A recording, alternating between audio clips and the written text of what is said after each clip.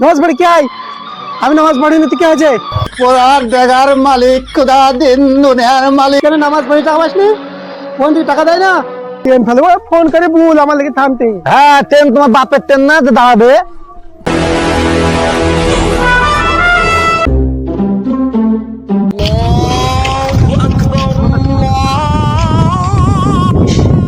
আজানের তো সময় হয়ে গেল, আজানও তো দিছে, কি করি?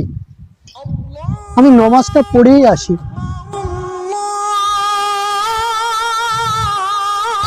নামাজ পড়তে যে সময়টা আমার নষ্ট হবে, সেই সময়টা আমি নামাজ পড়ে এসে এক্সট্রা বেশি করে আমি কাজ করে দেব।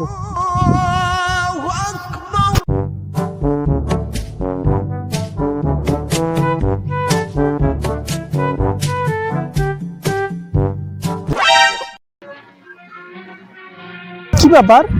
পিয়াদের ভাই মুনিশ কই? সে মুনিশ কোথায় গেল? মুনিশ এ পারে নাই, পিয়াদের ভাই কোন ধারে গেছে সে মুনিশ? খরচ চাইতে যাবে তখনকার বুঝবো ওকে কিভাবে খরচ নাই। এত সকালু এই বাড়ি যাওয়া, এই কাজে ফাঁকি দেওয়া সাইস্তা করব, খরচ যখন চাইতে যাবে তখন জব্দ করব। মুনিশ 1 ঘন্টা 2 ঘন্টা না লিড়ি অমনি পালিয়ে যাওয়া, সব সময় ফাঁকি দেওয়া কাজে বেয়াদব সব মুনিশ ওখানকার।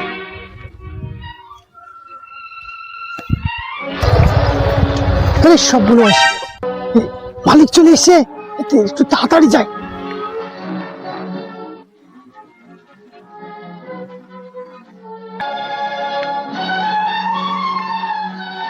তুই কোথায় গেছিলে? ভুয়ে লিরানির সাথে সাথ নাই আর ঘুরি বেড়ানি না? বাবু আমি একটু নামাজ পড়তে গিয়েছিলাম, আমি বেশি করে কাজ করে দেবো আপনার। হ্যাঁ তুমি নামাজ পড়তে গেছিলা? নামাজ পড়ার নামে ফাঁকি, কাজে ফাঁকি না? নামাজ পড়ে কি আই? আমি নামাজ পড়িনি, কি হয়েছে? পেটে ভাত নাই, নামাজ পড়ার গিয়ে ধুম নাকি? তত সব ফাঁকিবাজ। যাস খরচ চাইতে যাস, তখন কে দিলে তখন বুঝবি ঠালা ফাঁকিবাজ কোথায়। আর বদমাইশ সাথে আমি চললাম। কেমন মালিক, নামাজ পড়তেও দেয় না।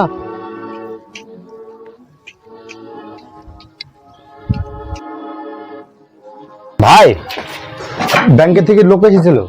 হ্যাঁ কি বললো? লোনের টাকা শোধ না করতে পারলে দোকানে সব তালা পড়ে যাবে। টেনশনের উপরে টেনশন, কি যে করি। ঠিক আছে ভাই, তুমি যা করবা করো, আমি চলে গেলাম। কি করবো, ভাত না তো আমাকেই ভাবতে হবে, ওদের তো কোনো মাথায় টেনশন নাই, যত টেনশন আমার। কেউ বাড়তে আছেন নাকি গো? এ আল্লাহ পাক, পড়ার জায়গার মালিক খোদা দিন দুনিয়ার মালিক, সমস্ত প্রশংসা তোমারই গুণগানে। এই অচাল অধমকে 2-4 আনা পয়সা দিবেন বাবা জননী। আশ্চর্য সব কাহিনী, এই মাথায় টেনশনের মধ্যে আছি। এই কি সব ভিকি করতে কে বলেছে আপনাকে? আশ্চর্য, আমি ভুলতে গেছিল আপনাকে এই বগলের ছিঁড়া ব্যাগলি ভিকি করতে। আশ্চর্য লোক, কি করবো? মানে যান কি করবো বাবা, অসল মানুষ, আমার কাছে ভিক্ষি করতে হয়। এমনি টেনশনে বাচ্চা নিল আর ভিক্ষা ভিক্ষা, যত সব আপদ। যান, টেনশনে মরছে আর এখানে গান বানাতে এসছে কেন? আল্লাহ তোমাকে ভালো রাখুক। চাই না মা দুনিয়াদারি, আমি যে একদিন ভিখারি। চাই না মা দুনিয়াদারি। মা জননীরা 2টি ভিক্ষা দিবেন, মা জননীরা। বাবা জননীরা 2টো ভিক্ষা দেবেন। ওকে, ও ফকির বাবা আসুন।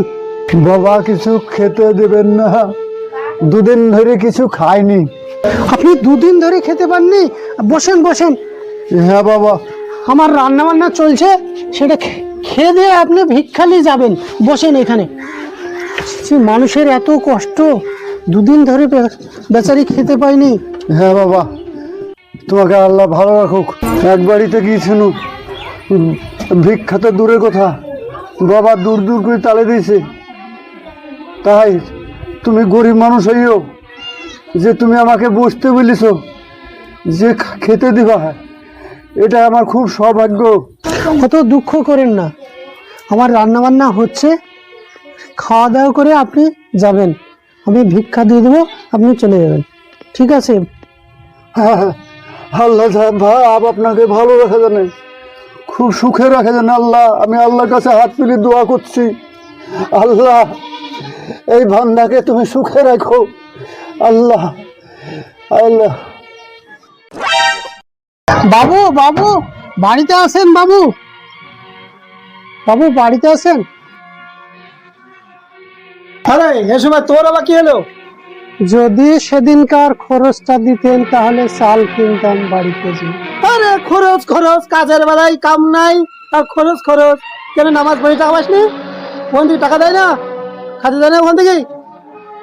দুদিন না হয় তুই শুধু টাকা টাকা টাকা, মাথা সব ঝান মানে করে ফেললো। যা 7 দিন পরে টাকা নিস। হাই খুদা, আমি লেবার খেটেও যখন পয়সাটা পেলাম না, আর আমি কোনোদিন লেবার খাটবো না। দরকার হলে আমি বাজারে গিয়ে জুতো সেলাই করে খাবো, তবু আমি লেবার খাটবো না।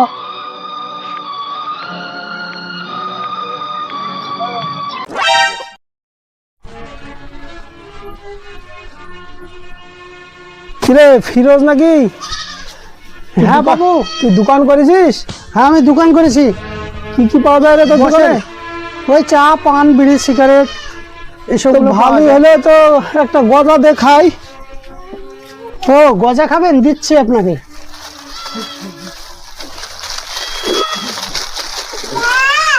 খেলেন বাবু, গজা দেখাই।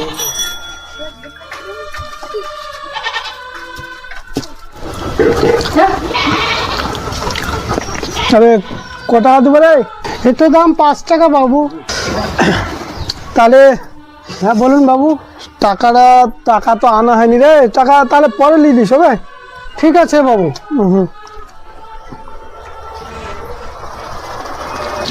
ফিরোজ, হ্যাঁ বলুন। আজকে জাইদুল একটা গজা খেয়ে পয়সাই দিতে পারলো না। কদিন আগে দেখলাম জাইদুলের বিশাল ব্যাপার, জমিদারি ঠাট, আর আজকাল একটা গজার দাম 5 টাকা, তাই দিতে পারলো না। কি আর বলবো, এক সময় আমি ওর বাড়িতে লেবারি কাজ করতাম, লেবারের পয়সাটাও আমাকে দিল না। আর সেই কারণেই তো আমি লেবারি ছেড়ে আমি এই দোকানটা করেছি। তাতে আমার আল্লাহর আশীর্বাদে ভালোই চলে যায়, অসুবিধা হয় না। আচ্ছা, ঠিকই আছে।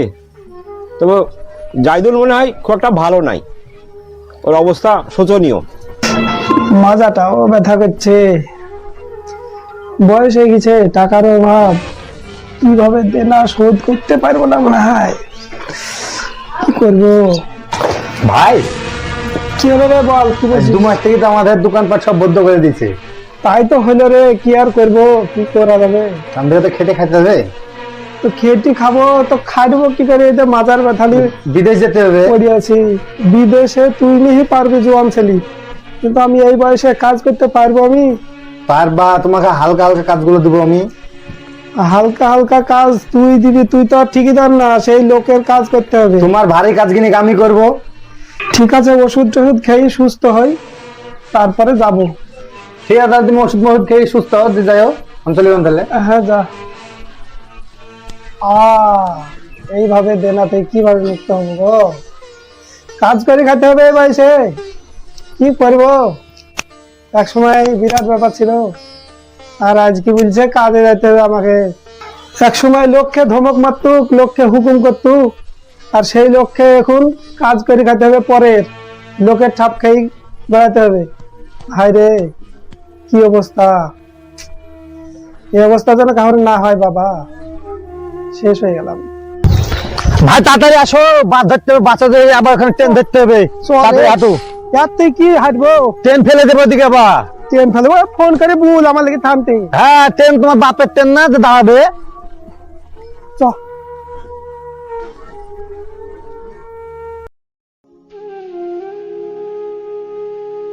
বাবু, আপনারা 2 ভাই কোথায় চললেন? কোথায় যাবো আর, কেরালায় কাজে আছি। তুই তো দেখছি ভালোই আছিস, ব্যবসা করছিস, চায়ের দোকান করি, আর আমার অবস্থা খুব খারাপ। আর তোর সাথে তো আমি খুব ব্যবহার খারাপ করেছি রে, তো তুই পারলে আমাকে ক্ষমা করে দিস। আমি কেরালায় কাজে আছি, এই বয়সে কিচ্ছু করার নাই। লোনের দায়ে আমি শেষ হয়ে গেছি, ব্যবসা পাতি সব বন্ধ হয়ে গেছে, জমি টমি যা ছিল সব বিক্রি করে দিয়েছি, বন্দুক পড়ে গেছে, শেষ হয়ে গেছে আমি। তা 2 ভাই আমরা কেরালায় কাজে আছি। তুই আমাকে পারলে ক্ষমা করে দিস। বাবু এইভাবে আপনি বলছেন কেন? আমি ওসব কিছু মনে করিনি। ঠিক আছে বাবু, তাহলে যান। হ্যাঁ, তাহলে ভালো থাক। চলো তাড়াতাড়ি। আল্লাহ যে কখন যে কি করে সেটা আল্লাহই জানে, আল্লাহ ছাড়া আর কেউ বলতে পারে না। তাই কখনো হাতি, কখনো মশা, আবার কখনো আবার দুর্দশা। মানুষের সঙ্গে ভালো ব্যবহার করুন এবং আল্লাহর প্রতি বিশ্বাস রেখে পরিশ্রম করুন, অবশ্যই আপনারা সফলতা পাবেন।